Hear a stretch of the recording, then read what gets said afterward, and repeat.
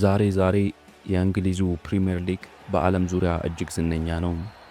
ስታዲየማቸው ሳያቋርጡ በሚደግፉ ደጋፊዎች ሲታጨቁ፣ የቴሌቪዥን ስርጭታቸው ደግሞ እስከ ዓለም ዳርቻ ድረስ የማይጠገቡ ሆነዋል።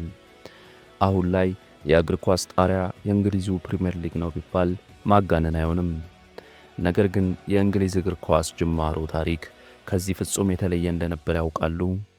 የክህደት፣ ረብሻ፣ ደም መፋሰስ፣ የእሳት ቃጠሎ ሁሉ የዚሁ የዝነኛው የእንግሊዙ እግር ኳስ የቅርብ ጊዜ ታሪክ ነው።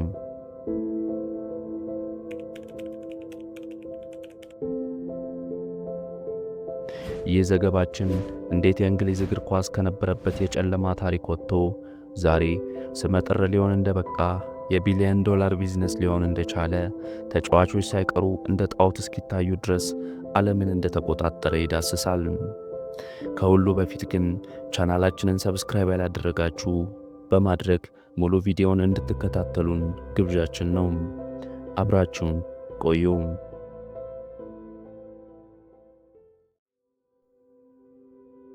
በ1970ዎቹና 80ዎቹ የእንግሊዝ እግር ኳስ በጣም አደገኛውና አስፈሪው ስፍራ ነበር። ስታዲየሞቻቸው እርስ በርስ በሚበጣበጡ ተመልካቾች የተሞሉ ነበር። ረብሻው የሚነሳው ፊርምስ እየተባሉ በሚጠሩ ተደባዳቢ ቡድኖች ሲሆን ወደ አንድ ቡድን ያደላሉ። በዚህም ከሌላ ቡድን ፊርምስ ጋር መጋጨት በቃ የተለመደ ጉዳይ ነበር። በአጠቃላይ ብጥብጥና ውጥንቅጥ የእግር ኳስ ቋንቋ ነበር ማለት ይቻላል። የተለያዩ ቡድኖች በየአደባባዩ በየመንገዱና በየባቡሩ ስቴሽን ይጣላሉ። ቤተሰቦች ተያይዘው ኳስ ለማየት ለመዝናናት አይሄዱም ነበር፣ ምክንያቱም ቦታው ለልጆች የማይታሰብ ቦታ ነበርና ነው። እንደ አውሮፓውያን አቆጣጠር በሜ 29 1985 ዓ.ም ሄይስል ስታዲየም አስደንጋጭ ነገር ተከሰተ። ጨዋታው ሊቨርፑል ከጁቬንቱስ የአውሮፓ ዋንጫ ፍጻሜ ማለትም የዋንጫ ጨዋታ ነበር እና በሺዎች የሚቆጠሩ የሊቨርፑል ደጋፊዎች እንዳይገቡ በተከለከሉበት ቦታ በረብሻ በመግባታቸው የስታዲየሙ ግንቦች መፈራረስ ጀመሩ። በዚህም 39 የጁቬንቱስ ደጋፊዎች ሲሞቱ በመቶዎች የሚቆጠሩት ቆሰሉ። ለደስታ የታሰበው የዋንጫ ጨዋታ የሰው ነፍስ መርገፊያ ስፍራ ሆኖ ወደ ሐዘንነት ተለወጠ። ይህን ተከትሎ ከአውሮፓ ውድድር እንግሊዝ ለ5 ዓመታት ታገደች። የእግር ኳስ ስምም ጠፋ።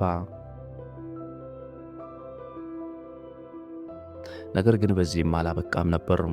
ከሄይስሌው ረብሻ ከሳምንታት በፊት ህልም እንጂ እውን የማይመስል ክስተት በብሬድፎርድ ተከሰተ። በብሬድፎርድ ከተማ በምትገኘው ቫሊ ፓራድ ስታዲየም የመጨረሻ የተባለውን ጨዋታ ለመመልከት ብዙዎች ተሰብስበዋል። ቤተሰቦች ሳይቀሩ ለመዝናናት መጥተዋል። ነገር ግን ድንገት እሳት ተነስቶ 6 ደጋፊዎች ሲሞቱ 265ቱ ደግሞ ቆስለዋል። ይሄም አደጋ የእንግሊዝን የቆዩ ስታዲየሞች ለአደጋ አጋላጭነታቸውን አሳይቷል። ምክንያቱም በዛን ጊዜ ስታዲየሞቹ ወለላቸው ከእንጨት ነበር የሚሰራው። መወጣጫዎቹም ቢሆኑ እንደሆኑ ጊዜ አልዘመኑም ነበር። ይህንንም ተከትሎ ለብሬድፎርድ ነዋሪዎችና ደጋፊዎች እግር ኳስ መቼም እንደቀደመው ሊሆንላቸው አልቻለም። እንደ አውሮፓውያን አቆጣጠር ኤፕሪል 15 1989 ዓ.ም በሼፊልድ በሚገኘው ሂልስብራ ስታዲየም ለኤፍኤ ካፕ ዋንጫ ግማሽ ፍጻሜ ሊቨርፑል ከኖቲንግሃም ፎረስት ለመጫወት ሰዓታቱ እየደረሰ ነበር። በሺዎች የሚቆጠሩ ደጋፊዎች ከጎሉ ጀርባ ካለው አጥር ተሰብስበው ቆመዋል። በዛን ጊዜ ረብሻ የተለመደ ስለሆነ ፖሊሶች ለመቆጣጠር እንዲመቻቸው ደጋፊዎች ኳሱን የሚያዩት በታጠረ የብረት አጥር ውስጥ ሆነው ነበር እንጂ እንዳሁኑ የተንደላቀቀ ነገር አልነበረም። ፖሊሶችም በሩን እየከፈቱ ደጋፊዎችን ያስገባሉ። ነገር ግን በጊዜው ከመጠን በላይ በማጨቃቸው በደቂቃዎች ውስጥ የተለያዩ ሰዎች ከአጥሩ ብረት ጋር ይጋጩ ጀመር። በዚህም 97 የሊቨርፑል ደጋፊዎች ሕይወታቸው ተቀጠፈ፣ በመቶዎች የሚቆጠሩትም ቆሰሉ። ይህም የእንግሊዝ እጅግ የከፋው የስታዲየም አደጋ ሊሆን በቃ። ከአደጋው በኋላ የተለያዩ ባለስልጣናት አደጋው የተከሰተው በደጋፊው እንዝላልነት ነው፣ ሰልፉን አይጠብቅም፣ ሰክሮ የሚገባውም ብዙ ነው ሲሉ አስተባበሉ። ነገር ግን ህዝቡ ይህን ሊቀበል አልቻለም። ሂልስብራ የተበላሸ እግር ኳስ አስተዳደርነትን ማሳያ ሆነች። ደጋፊዎች የሚቆሙባቸው መሬቶች አስተማማኝ አይደሉም። አስተዳደሩም የወደቀ ሲሆን ደጋፊዎችም እንደ ወንጀለኛ ይቆጠሩ ነበር።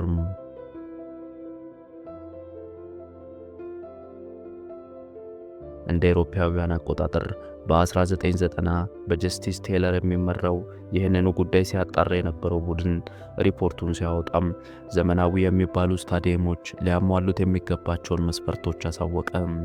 ከዚህም ውስጥ አንዱ ሙሉ ለሙሉ ስታዲየሙ በመቀመጫዎች እንዲሆን የሚለው ይገኝበታል። ይህም ለዘመናዊ እግር ኳስ መወለድ ጅማሮ ሆነ። ይሄ ጥሩ ቢሆንም ብዙ መስፈርቶቹን ለማሟላት ግን ገንዘብ ይጠይቅ ነበር። ገንዘብም ደግሞ ሊገኝ የሚችለው የግድ ዋጋ ተከፍሎ ነው።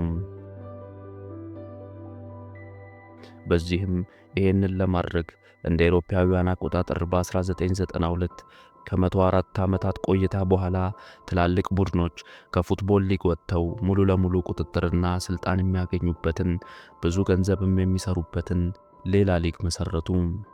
ይህን ጊዜ ነበር የእንግሊዙ ፕሪሚየር ሊግ የተወለደው። እንደ ስካይ ቲቪ ያሉ ሚዲያዎች ኳሱን ማሳየት ጀመሩ። በዚህም እግር ኳስ የዓለም መዝናኛ መሆንና ተጫዋቾችም ኮከብ መሆን ቻሉ። ክለቦችም ቢሆን ብራንድ ሆነው የኋላ ታሪካቸውን ረሱ። ለመጀመሪያ ጊዜ ቴሌቪዥን፣ ገንዘብና ስፖርት ዓለም አይታ በማታውቀው መልኩ ተቀናጁ። ፕሪሚየር ሊግ ሀብታሞቹን የባሰ ሀብታም አደረጋቸው። እንደ ማንቸስተር ዩናይትድ፣ አርሴናል፣ ሊቨርፑል፣ ቼልሲ ያሉ ክለቦች እየጠነከሩ እያደጉና እጅግ እየተሳካላቸው መጡ። ነገር ግን ሌሎችም ያልተሳካላቸው ነበሩ። ሌድስ ዩናይትድ ሲወድቅ፣ ፖርትስማውዝ ኤፍኤ ካፕ ዋንጫ ካነሳ በኋላ የገንዘብ ዕዳ ውስጥ ተዘፍቋል። ይሄ አዲስ የተቋቋመው ሊግ ለአንዳንዶች ወደ ሀብት ማማ ለመውጣት መሰላል ሲሆንላቸው፣ ለብዙዎች ግን እንደ ገደል ሆኗል። እግር ኳስም ከምንጊዜውም በላይ ሊታመን የማይችል እድገት እያሳየ ቀጥሏል። ነገር ግን ፕሪሚየር ሊግ ከመጣ በኋላም አንዳንድ ደስ የማይሉ ዜናዎች ተሰምተዋል። አግባብ ያልሆኑ የእግር ኳስ ቁማሮች፣ ለገንዘብ ሲሉ ጨዋታዎች ውስጥ ጣልቃ መግባት፣ ይህንንም ተከትሎ ሙስና፣ ብቻ ብዙ ተሰምተዋል።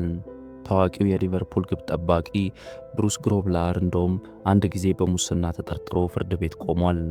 እነዚህ ዜናዎች ካለፉ በኋላ ግን ቢሊዮነር ባለሀብቶች ኢንዱስትሪውን ይቀላቀሉ ጀመር። እንደ አውሮፓውያን አቆጣጠር በ2003 ዓመተ ምህረት ሮማን አብራሞቪች ቼልሲን ገዛ። ብዙ ሚሊዮን ዶላሮችም እግር ኳስ ላይ ይውሉ ጀመር። ይህን ተከትሎ ብዙም ሳይቆይ ብዙ ባለሀብቶችና ነዳጅ አውጪዎች ክለቦችን ይገዙ ጀመር። የእንግሊዝ እግር ኳስ እድገትም ተመነጠቀ። ብዙ ረብሻ፣ ውጥንቅጥ፣ ሙስና ቢያሳልፉም እንግሊዞቹ ፕሪሚየር ሊግን ሊመሰርቱ ችለዋል። ብዙ አድናቂዎች አሁን ላይ ቲሸርት እያሰሩ ይለብሱታል። የኋላ ታሪካቸውም ላይታሰብ እስኪረሳ ድረስ ጠንክረው ሰርተው አሸንፈውታል። በሄይስል 39 ሰዎች፣ በብሬድፎርድ 56፣ በሄልስብራ 39 ሰዎች አልቀዋል። አሁን ላይ ቢሳካላቸውም የእነዚህን ሰዎች ሕይወት እንዴት አድርገው ይተኩታል? የትኛው ገንዘብስ ከነፍስ ጋር ይስተካከላል? ይሄ ስቃያቸው አሁን ላይ ስኬታማ የሆነውን ሊግ እንዲመሰርቱ ጥንካሬ ሆኗቸዋል። ዛሬ ፕሪሚየር ሊግ እግር ኳስን ስንመለከት ከየት እንደተነሱ፣ ይህን ሁሉ ገንዘብ መስራት እንደቻሉ፣ የእኛን ጊዜ እንኳን መውሰድ እንደቻሉ እናስተውል። እንደዚህ ያሉ ዘገባዎች እንዳያመልጦት ሰብስክራይብ በማድረግ ቤተሰብ መሆኑን ያረጋግጡ። እኛ እዚሁ ጋር አበቃን። በቸር ቆዩን።